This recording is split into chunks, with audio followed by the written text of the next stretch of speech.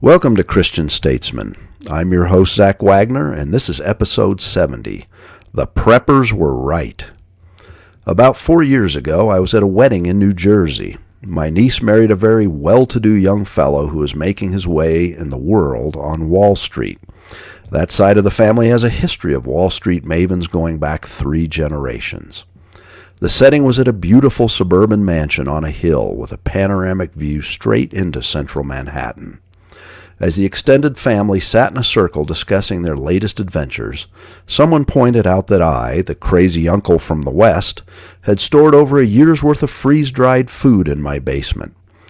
This elicited no small amount of laughter and derision from the East Coast contingency. "Are you one of those crazy preppers?" my brother-in-law asked. "No," I replied, "just someone who sees value in being ready for the unexpected." "I'll bet you $1,000 you will never use all that food and eventually throw it out someday," my overconfident nemesis chortled. I thought on his condescending challenge for a moment and replied, "Why don't you make that $10,000? I'll bet you $10,000 that sometime within the next 10 years you will not be able to get what you want at the supermarket and that food storage will become essential." The other family members in the circle sat at attention as the drama played out.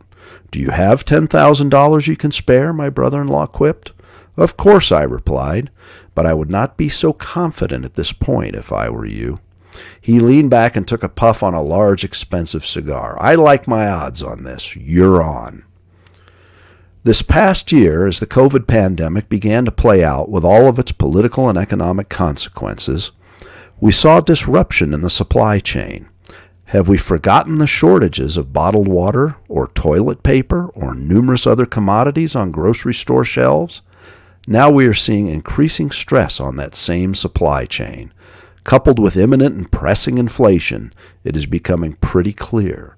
The preppers were right all along. If COVID has taught us anything, it has taught us the fragility of our reliance on just-in-time delivery systems. A lesson from history reminds us that the way we consume basic necessities like food and clothing is a modern evolution of marketing. 70-plus years ago, not nearly as much basic provision came from big box outlets. The level of self-sufficiency when America was more agrarian was much higher than it is today. 2 world wars reminded us that shortages of the most basic provisions can happen any time. Half of Europe starved for years during and after the end of the last war. How we have forgotten or ignored the lessons of history. As we fast forward to current times, the average complacent American has around 3 or 4 days of food reserves in their home. Any number of past disasters, from Hurricane Katrina to the current COVID lockdowns, have taught a poignant lesson that reliance on daily or weekly grocery shopping is a risky and insufficient model, especially in the event of unforeseen catastrophe. The pictures of the food lines in Texas during the historic cold snap in February should be a stark reminder. Preparation is not crazy, it is common sense. Anyone taking a serious look at our current national and international political situation has to realize that there is tremendous instability in our systems, political, social, and economic. This instability is accelerating with every passing week of the bumbling Biden administration. Our enemies abroad are watching closely and taking notes. Natural disasters and economic disruption are placing tremendous stress on supply chains.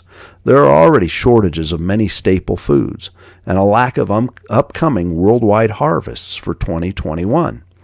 How soon before any of that translates to empty shelves at the grocery store? Hard to say.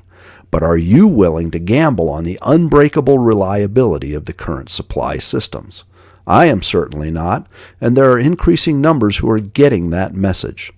A little preparation is not a bad thing.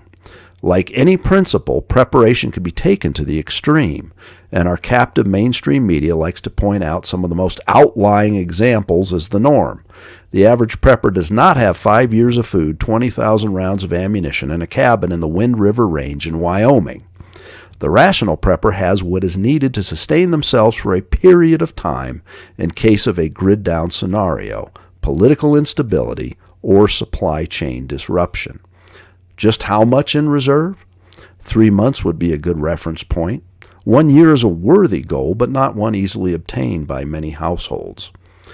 The point here is that a mindset that accepts the fact that the common ways of obtaining our daily necessities can and very well might experience disruption is a rational, preemptive thought process.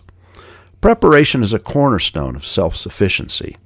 The less dependence you have on other systems during any situation, especially in an emergency, the better off you are. What emergencies, you ask? Well, any emergency, easily anticipated or unforeseen. As the world around us continues to become less stable, there are an unlimited number of possible disruptive outcomes. I am unfortunately confident that I will eventually win my bet.